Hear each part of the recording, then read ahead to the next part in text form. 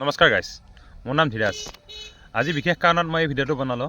ভিডিঅ'টো হৈছে মানে আমাৰ মৰমৰ হিয়াৰ আমঠু জুবিনদাৰ মৃত্যুৰ পিছত কোনসকল ব্যক্তিয়ে বেছিকৈ টকা ইনকাম কৰিলে তাৰ বিষয়ে মই আজি ক'বলৈ আহিছোঁ।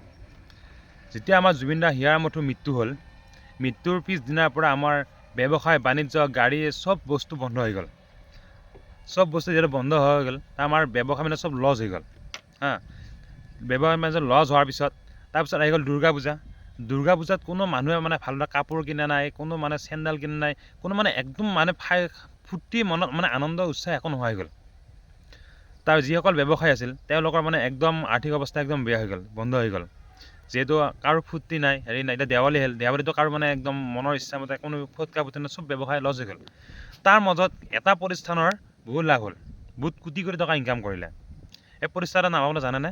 নাজানে। টিভি চেনেলসকল, যিসকল টিভি চেনেল আছিল ন, যিসকল প্ৰতিষ্ঠান চব মানে সিহঁতৰ TRPত বহুত টকা ইনকাম কৰিব পাৰিলে। সিহঁতে কোনোবা দিন এটা দিনত কোনোবাই মানে নিউজ বন্ধ কৰি ৰাখিছেনে জুবিনদাৰ নামত, যে আজি জুবিনদাৰ নামত আমি নিউজ নবজাওঁ।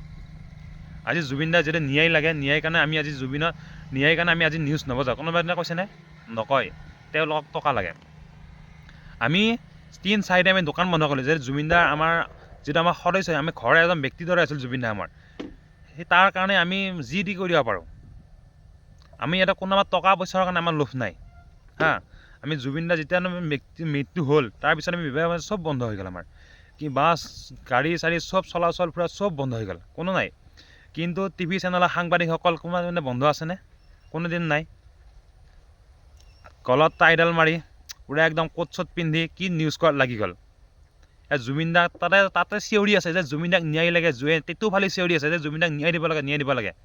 আৰু এই ৰাজপথত ওলাই আহি কওক, এদিনৰ কাৰণে টিভি চেনেলসকলো বন্ধ কৰক, চব বন্ধ কৰক, বন্ধ আহি যে চব ওলাই আহক, আহি পেলাই কওক যে জুবিনদাক ন্যায় লাগে বুলি।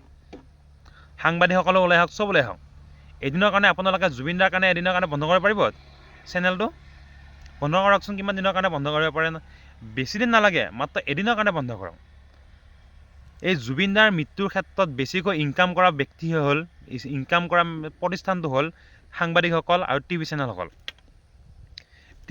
যিবোৰ টিভি চেনেল, যিবোৰ পৰ্টেল চেনেল, সেইসকলে TRP বহুত পাইছে। আপুনি গুগলত চাৰ্চ কৰিলে ওলাব যে বেছিকৈ অসমত ইনকাম কৰা এইটো মাহৰ ভিতৰত আপোনালোকে ইনকাম কৰা গম পাব যে টিভি চেনেল, সেইসকল প্ৰতিষ্ঠানে বহুত মানে ইনকামৰ দিশত আগবাঢ়িছে। মই এটাই বিচাৰোঁ, আপোনালোকৰ মতামতটো ক'ব যাতে মোৰ দ্বাৰা হয়। এদিনৰ কাৰণে জুবিনদাৰ ন্যায়ৰ কাৰণে আপোনালোকৰ টিভি চেনেলবোৰ এদিনৰ কাৰণে বন্ধ কৰি দিয়ক। যদি ভিডিঅ' চাই ভাল পাইছা তেতিয়া আপোনালোকৰ জয় জুবিনদা বুলি কৈ পেলাই এই পোষ্টটো শ্বেয়াৰ কৰি দিব। ধন্যবাদ। জয় অসম, জয় জুবিনদা। জুবিনদা সদায় অমৰ হৈ থাকক।